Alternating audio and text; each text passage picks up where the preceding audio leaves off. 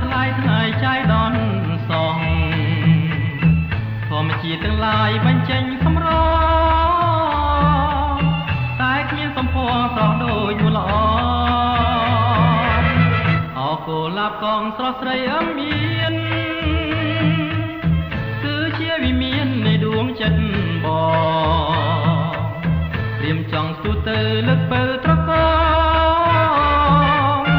បំពេញបំណងចង់ជួបនិស្ស័យកុលាបក៏